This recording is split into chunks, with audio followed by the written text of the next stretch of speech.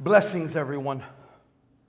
Before I say anything else, I want to speak directly to this land that is beneath our feet.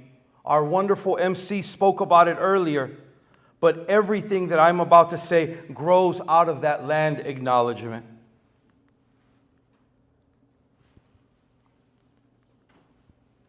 I might need y'all's help with the slides. There we go. There we go.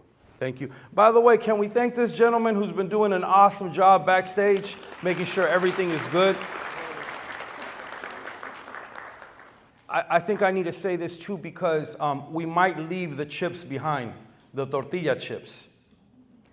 The staff at La Mesa was telling me that 3 individuals pulled an all-nighter to cook every single tortilla chip that was placed by your table, all 224 tables. And so sometimes we don't notice. Sometimes we don't realize, but every detail matters. From that gentleman coming to save the day with technology to every single person who made that tortilla chip. So take them with you, put them in your bag, llévenselas. We're gathered today on that ancestral territory of the Omaha people, whose name means those going against the wind or current. Their very name is a declaration of resistance.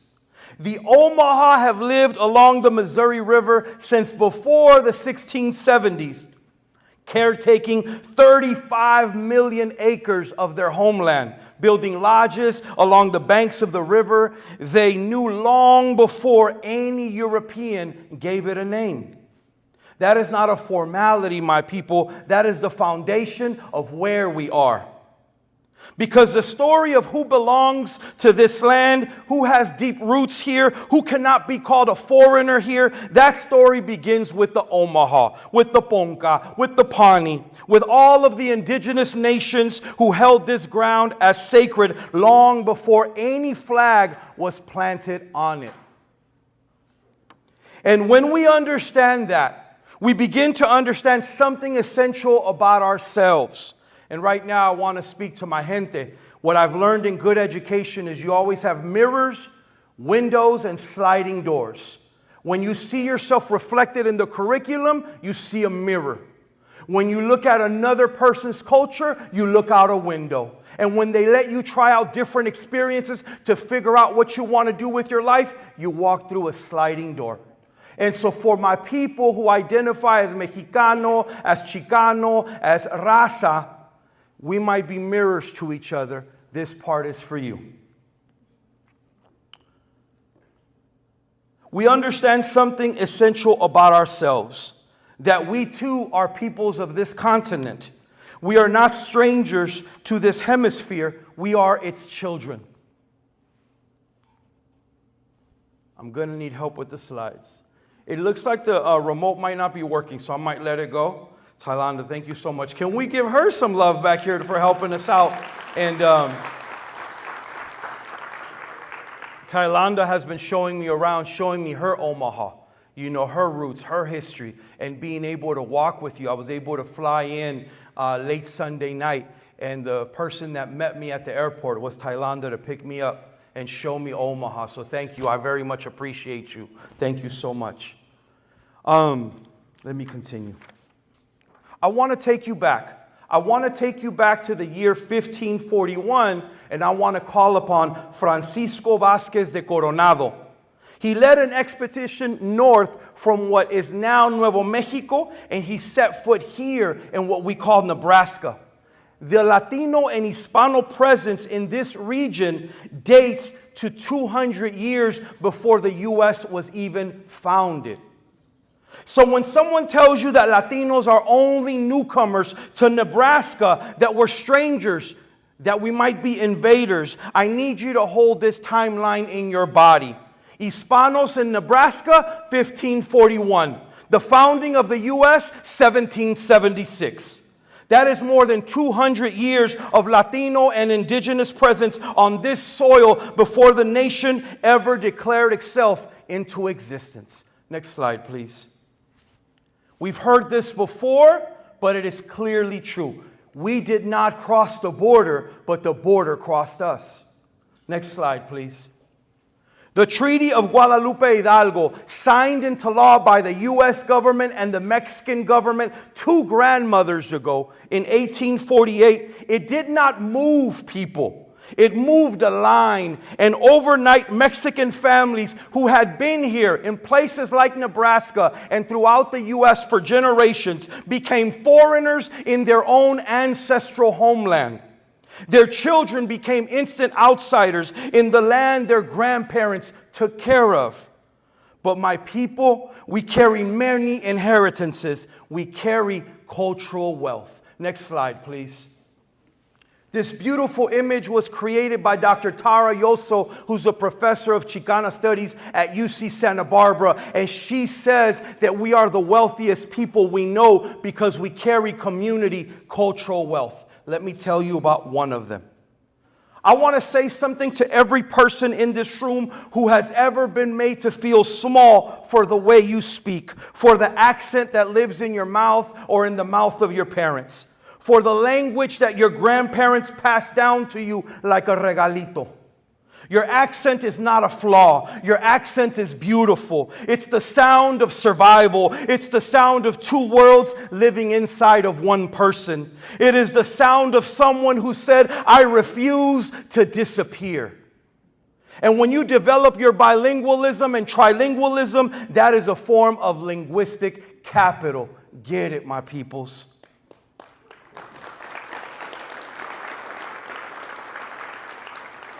Your languages matter. Your stories matter. Your history matters. Not the version that was written about us by people who feared us, but the real version, the one that doesn't begin at the border. It begins before it even existed. It begins before conquest. It begins in Chichen Itza and Tenochtitlan and Teotihuacan and Machu Picchu, before anyone tried to make us invisible. We carry cultural wealth, my peoples. We carry intellectual traditions. We carry philosophies of reciprocity, of tú eres mi otro yo, of en Lakesh, of you are my other me, connected with Egyptian ways of knowing, of Ubuntu, of Kemet, of we're interconnected peoples. And we have a right to own that history. Not just to survive it, not just to recover from it, to know it, to teach it, to pass it on. Next slide, please. When we think about Mexican and Chicano history, we also have to name what gets left out of certain textbooks. Vicente Guerrero, who abolished slavery in Mexico 20 years before the U.S., was a black Mexicano. Benito Juárez, one of Mexico's greatest presidents, was Mexicano, Indígena, Zapoteca, and black. Mexican history is also black history. This is our shared inheritance. And anyone who tries to divide us along racial lines does not understand what we carry together. We are not North Omaha and South Omaha. We are one Omaha.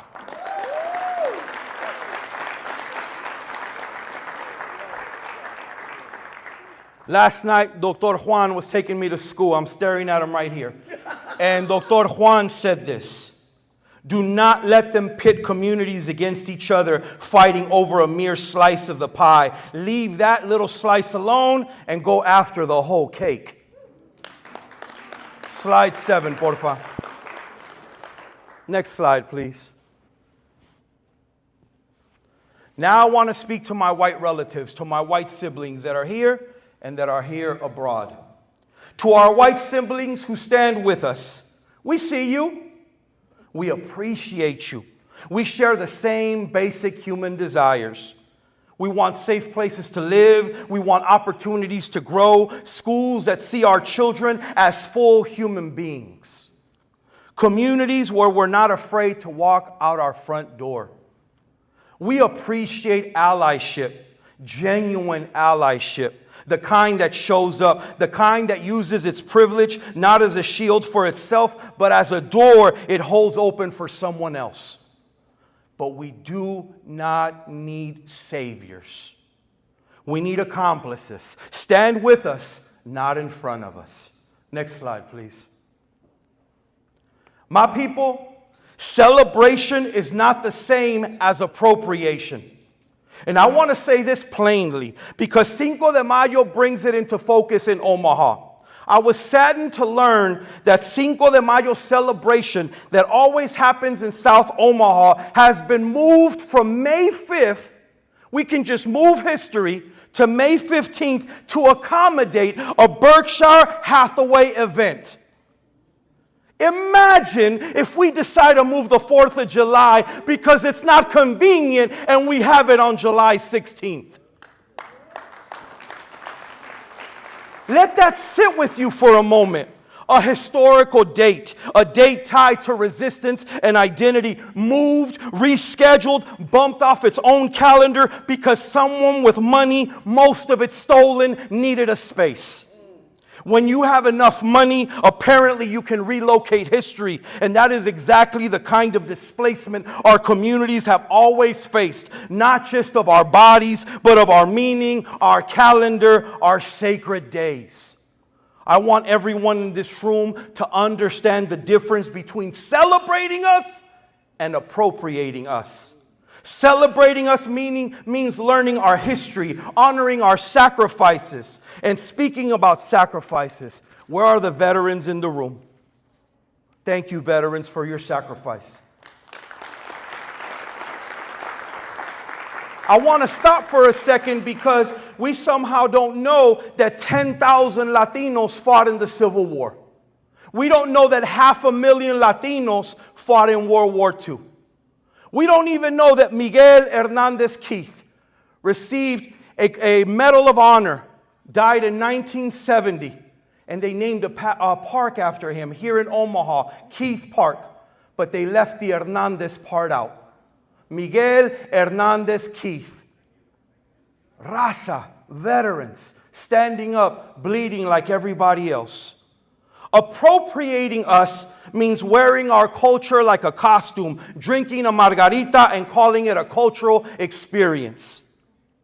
Using our holiday as a marketing opportunity while the people whose holiday it actually belongs to are being raided, detained, and deported across the street. You cannot celebrate us on May 5th and then vote against us November 5th. Next slide, please.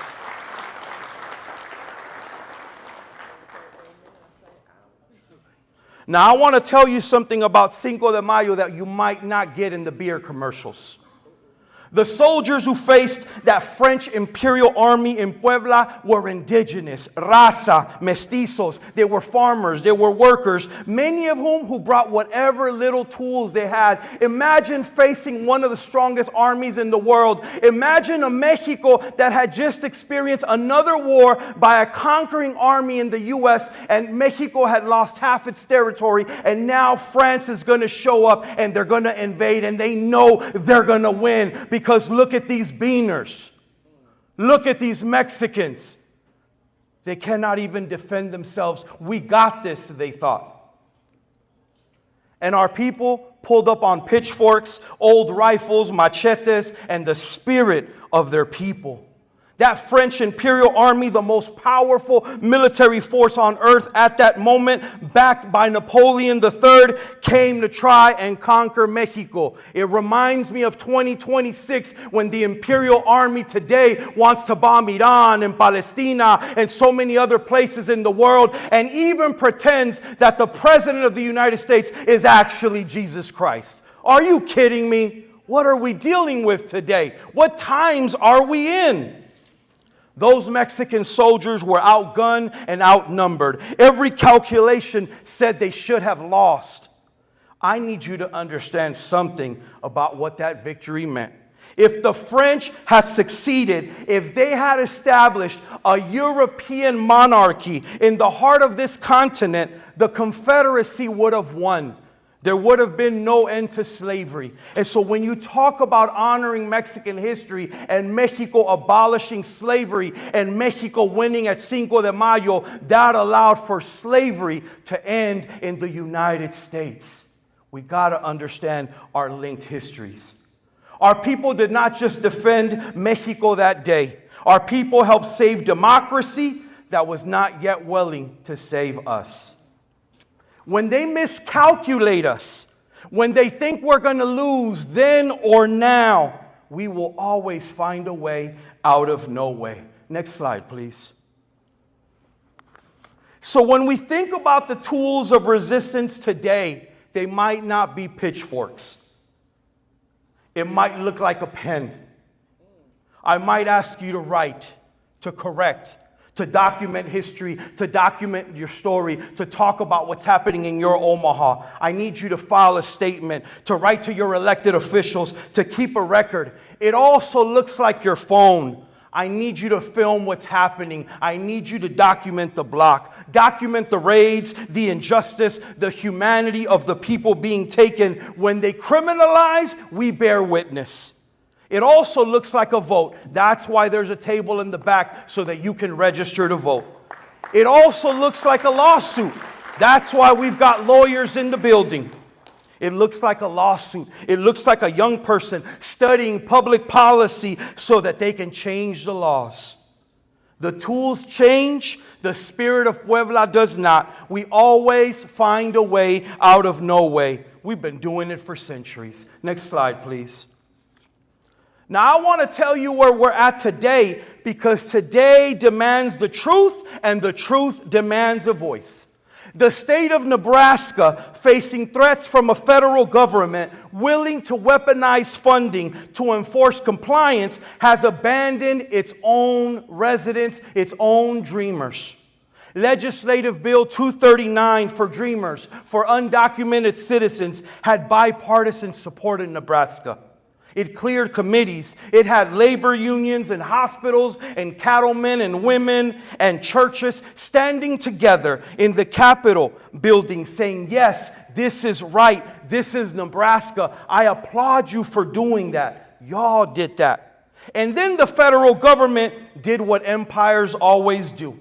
It made a threat. It dangled money like a weapon and said, fall in line, Nebraska. Know your place. This is the federal government calling, don't take care of your people, or we cut you off. And the state fell in line. That's not governance. That's cowardice dressed as a budget decision. Next slide, please.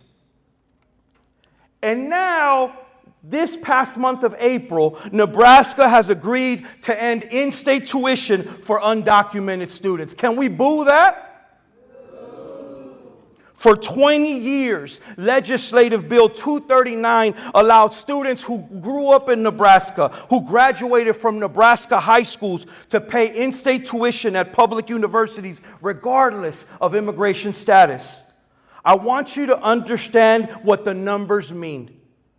At the University of Nebraska at Lincoln, in-state tuition for 1 year is approximately $11,000. Out-of-state tuition is approximately $30,000 a year. That is a difference of about $19,000. Over 4 years, they want our relatives and our dreamers to pay $80,000 extra for the same education. That is the bill a dreamer will now face for studying in the state they grew up in, the state they consider home, the only country most of them have ever known. Next slide, please. I don't know if the state shared this information, and I hope you'll take a picture of it. In Nebraska, this is not coming from me, this Mexican speaker. This is coming from the Nebraska Examiner. In Nebraska, undocumented immigrants without papers pay an estimated $136 million a year to Nebraska. And the number at the bottom is what they pay federally. $136 million. They pay into Social Security, they will never collect. They pay into Medicare, they cannot access. They pay into unemployment insurance that Nebraska just decided they cannot touch, even when they lose their jobs through no fault of their own. Supposedly, the founders of this country went to war over taxation without representation. They called that tyranny. They wrote poems about it. They had speeches. They threw tea in a harbor. Our people pay $136 million into this state every year. And the governor of Nebraska has the nerve to say that he's pleased they will not receive unemployment benefits. He is pleased. I want you to hold these two facts next to each other and let them burn a little bit. How are we going to help this state when we contribute $136 million and they have the nerve to not recognize us? If we pulled out $136 million, who needs this state more? And then, y'all, I got to take you across the street to June 10th. Next slide. On that morning, more than 80 federal agents, ICE, DEA, FBI, U.S. Marshals descend on Glen Valley Foods in South Omaha. You know this. I'm not telling you nothing new. And they led workers out in buses with their hands zip-tied as if they were criminals and not hard-working, tax-paying residents. Zip-tied. These are the hands that process the meat this country puts on its tables. These are the hands that built this city's food supply, that feed families from Nebraska all the way to New York. And they were led out in zip ties on a Tuesday morning while their kids had no idea and they're at school. Glen Valley Foods complied with E-Verify and was cleared of any violations. The employer was supposedly innocent. The workers got taken. Next slide. In the first 10 months of 2024, federal agents detained, caged 291 of our people in Nebraska. That number in 2025 jumped to 1,246 people. This is not enforcement. This is a terror campaign dressed in a federal badge. Next slide, please. But I didn't just come to bring back news because I'm staring at some amazing people. There's a sociological word for you. You are what's called a badass. And let me tell you how and why. But I need to tell you who's showing up, because this is also the story that must be told throughout the country of Omaha Strong.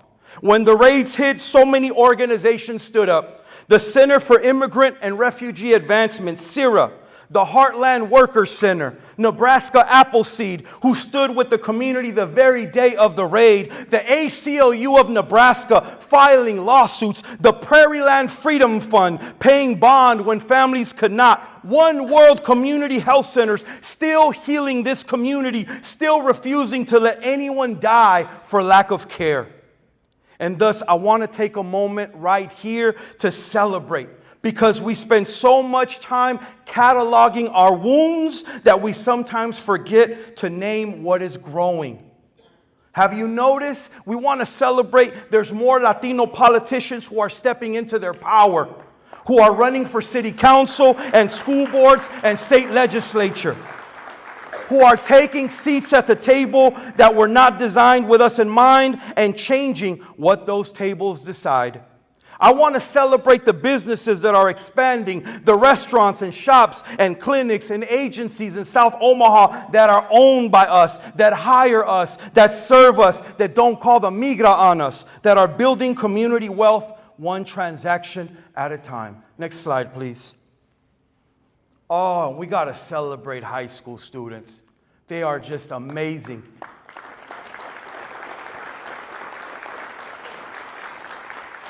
My wife is an asylum attorney, and my wife receives calls throughout. She's part of the emergency response network, similar to the compañera over here. And so when someone in my neighborhood gets snatched up by ICE, gets beaten, gets caged, my wife gets called, and she shows up and files a habeas corpus to release the people. She's like a Mexican Harriet Tubman, my wife. You know, when all of this is happening, why am I bringing up my wife? One, because she's badass. But two, as adults, sometimes we have the right to be scared. And we were scared. They came into South Omaha and they took our people.